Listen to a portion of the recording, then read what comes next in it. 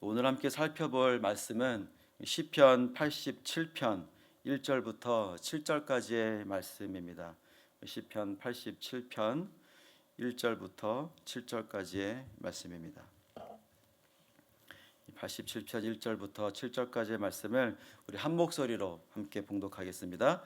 그의 터전이 성산에 있으며 야훼께서 야곱의 모든 거처보다 시온의 문들을 사랑하시는도다. 하나님의 성이여 너를 가리켜 영광스럽다 말하는도다. 셀라. 나는 라합과 바벨론이 나를 아는 자 중에 있다 말하리라. 보라, 블레셋과 두로와 구스여 이것들도 거기서 났다 하리로다. 시온에 대하여 말하기를 이 사람 저 사람이 거기서 났다고 말하리니 지존자가 친히 시온을 세우리라 하는도다. 야훼께서 민족들을 등록하실 때에는 그 수를 세시며 이 사람이 거기서 났다 하시리로다. 셀라.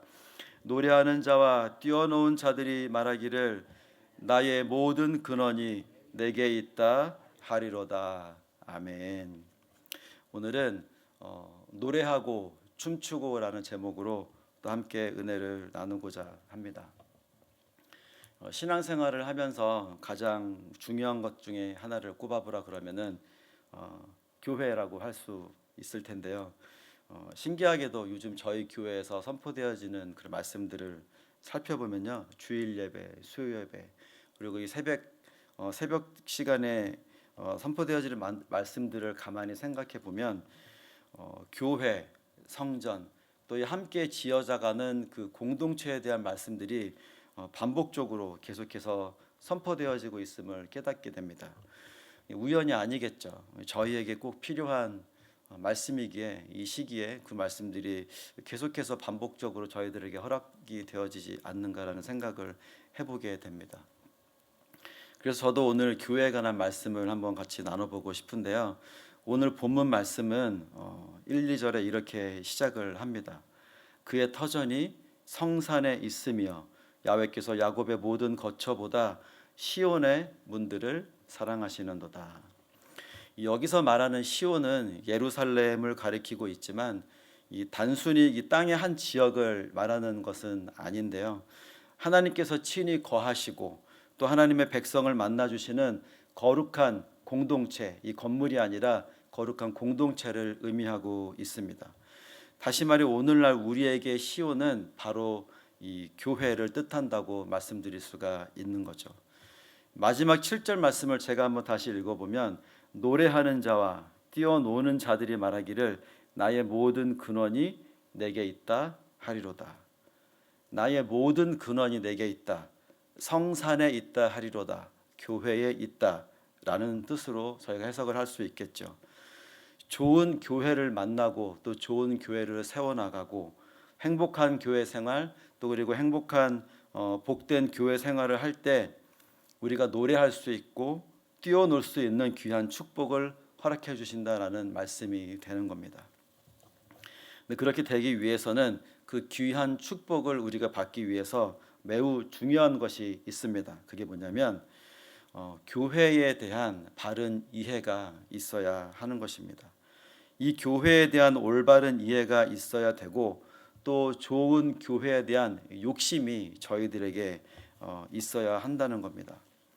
아마도 기억을 못 하시겠지만 이런 말씀을 전에 이 자리에서 나누었던 적이 있습니다. 좋은 교회를 우리가 찾아야 하는 것도 너무 좋지만 우리가 좋은 교회를 함께 만들어가는 것이 너무너무 중요하다라는 말씀을 이 새벽 시간에 함께 나누었었습니다. 교회란 무엇인가라는 질문을 드리면 이 엄청나게 많은 양의 그런 명제들을 저희가 내놓을 수 있겠죠. 신학적으로는 교회론이라는 과목이 있는데 그 과목에는 정말 이 엄청난 많은 책과 또 박사학위 논문들 정말 많은 명제들을 저희가 이 교회란 무엇인가라는 그 질문에 대답을 할 수가 있는데 오늘 말씀에 비추어서 정말 심플하게 정의를 한번 내려보면은 이렇게 말씀을 드릴 수 있을 것 같습니다. 예수 그리스도를 주로 믿는 사람들의 공동체라고 할 수가 있겠죠. 그리고 신약에서는 그것을 에클레시아라고 표현하고 있습니다. 마태복음 16장 18절의 말씀인데요. 또 내가 내게 이르노니 너는 베드로라. 내가 이 반석 위에 내 교회를 세우리니 음부의 권세가 이기지 못하리라. 그리고 사도행전 5장 11절의 말씀에 보면 온 교회와 이 일을 듣는 사람들이 다 크게 두려워하리라. 이 말씀드려서 볼 수 있듯이 교회, 이 에클레시아라는 말은요, 대중 속에서 불러냄을 받은 사람들이라는 뜻입니다. 대중 속에서 불러냄을 받은 사람. 조금 더 풀어 설명해 보면 세상에서 불러내어져서 하나님께 속한 사람들의 모임, 그리스도의 몸된 공동체라고 말하고 있는 것입니다. 세상에서 불러내어져서 하나님께 속한 사람들의 모임, 이게 바로 교회, 에클레시아라는 것이죠. 우리가 보통 교회라고 하면, 예배당이라고 하면 건물을 먼저 생각하게 됩니다. 근데 예배당은 물론 중요한 건물이기는 하지만 그 예배당 자체가 오늘 말씀을 보니까 교회는 아니다라고 저에게 말씀해 주고 있습니다.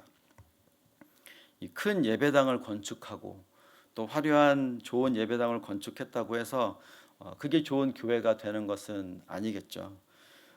좋은 믿음의 공동체를 이루어야지만 또 좋은 교회가 되고 또 좋은 교회의 복을 누릴 수 있게 되는 것입니다. 예수 그리스도를 주로 믿는 사람들의 공동체, 좀 전에 말씀드렸던 이 에클레시아의 의미를 품고 있는 그 공동체가 바로 좋은 교회라는 것인데, 오늘 말씀에 비추어서 교회가 어떤 곳인지 또 어떤 교회 공동체를 우리가 만들어 가야 하는지 그 목적에 대해서 함께 살펴보도록 하겠습니다. 그 첫째, 교회는 하나님께서 사랑하시는 곳입니다. 다윗과 솔로몬이 성전을 지어서 하나님께 올려드렸습니다. 그 예배당을 짓기 위해 얼마나 최선을 다했는지 우리 모두가 잘 알고 있습니다. 또 그것이 하나님을 사랑하고 또 하나님께 아름다운 것을 드리고 싶은 마음에서부터 시작되라는 것, 저희가 너무나 잘 알고 있는 사실이죠. 근데 그런 마음으로 예배당을 건축하고 성전을 짓는 일은 정말 귀한 일이죠. 근데 그것들이 지나치게 되어졌을 때에 문제들이 발생하게 됩니다. 너무 예배당 건축과 건물에만 치우치는 경우가 생겨나면 그때는 오히려 교회가 그 건강함을 잃어버리게 된다는 것들을 우리가 그 역사를 통해서 볼 수 있게 됩니다. 중세 교회가 타락했던 그 출발점, 그 시작점을 보게 되면 베드로 성당이라는 곳이 있는데 그 베드로 성당을 짓다가 그렇게 되어졌다라고 합니다.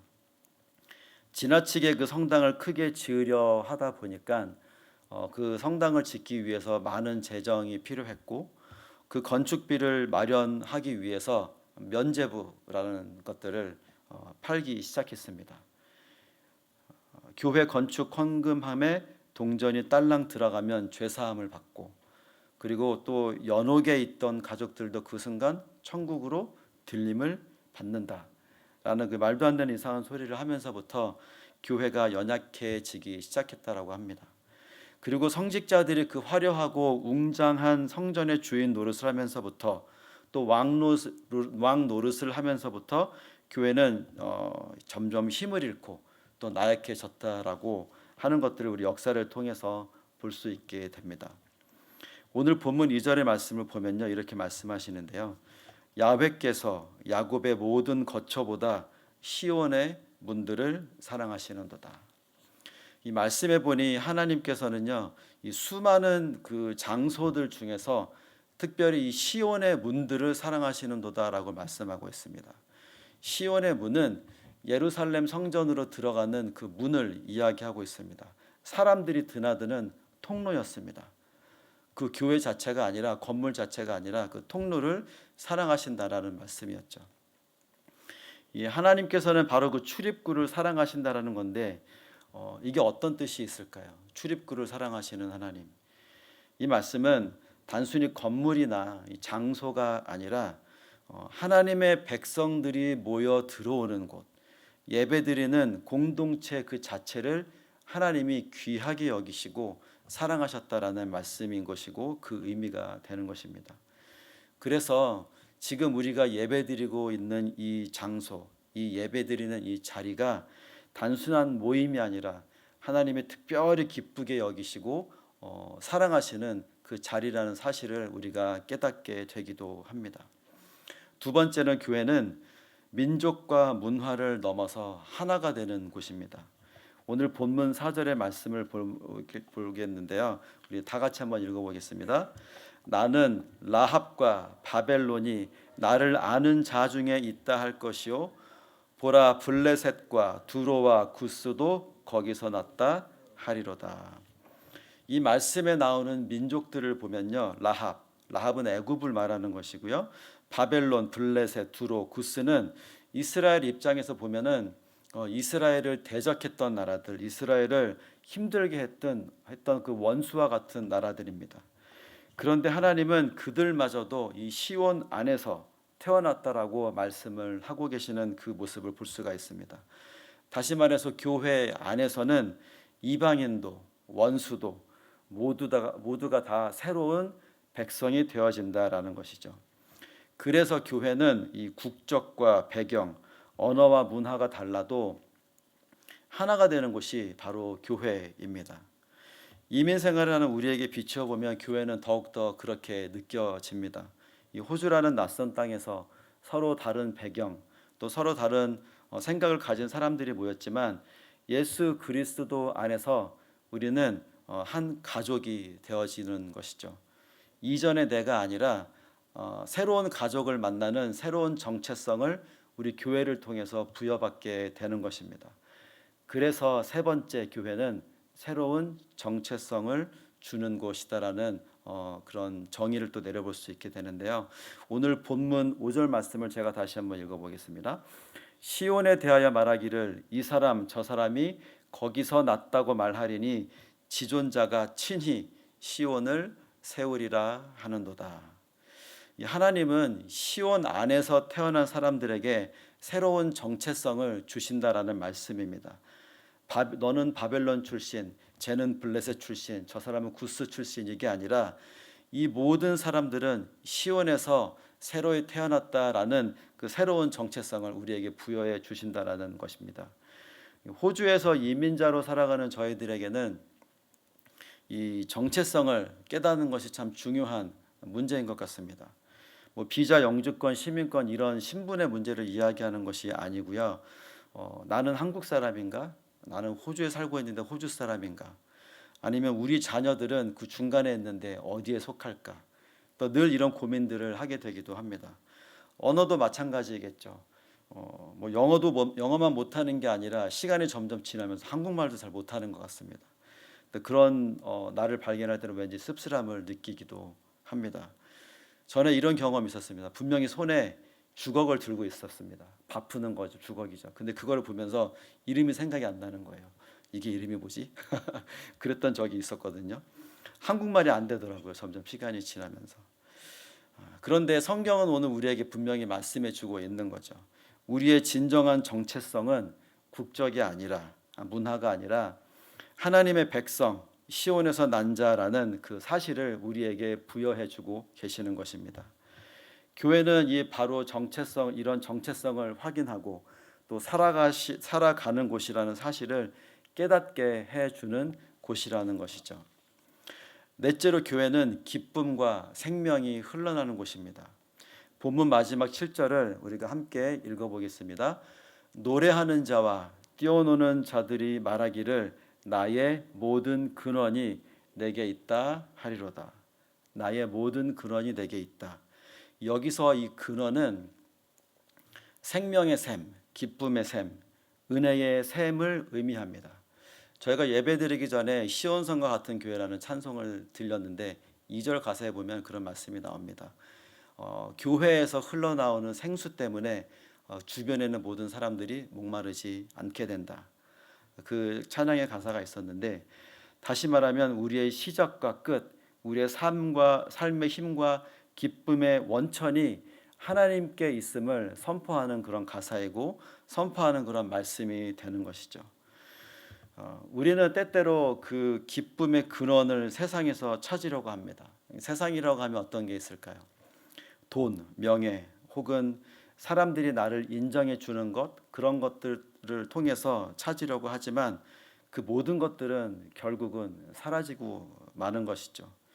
하지만 하나님께로부터 흘러나오는 은혜와 생수는 영원히 목마르지 않는다라고 말씀하고 있습니다. 예수님도 그렇게 말씀하셨습니다. 요한복음 4장 14절을 보면요, 내가 주는 물을 마시는 자는 영원히 목마르지 아니하리라. 예수님이 저에게 말씀하셨죠. 그래서 오늘 본문의 시편 기자는 7절에서 그렇게 노래할 수가 있었던 것 같습니다. 노래하는 자와 춤추는 자들이 말하기를 나의 모든 근원이 내게 있다 하리로다. 아멘. 며칠 전 퇴근길 차 안에서 찬양을 듣는데 Goodness of God, 한국 제목으로는 주님의 선하심이라는 제목의 찬양을 듣다가 가사가 너무너무 은혜가 되더라고요. 그래서 이 시간에 한번 나눴으면 좋겠습니다. 찬양의 가사가 이렇습니다. 사랑해요 신실하신 나의 주님, 나의 삶 주님 안에 있네. 눈을 뜨는 아침부터 나 잠들기까지 오 선하신 주를 노래하리. 사랑해요 나를 인도하신 주님, 고난 중에 나와 함께 하셨네. 내 아버지 되시며 내 친구 되신 주, 나의 삶 주님 안에 있네.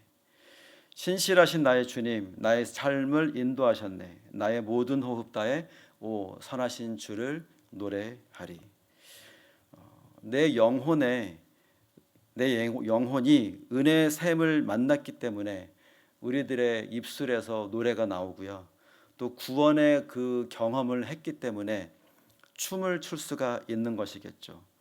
그것이 바로 예배가 아닐까 생각해 봤습니다.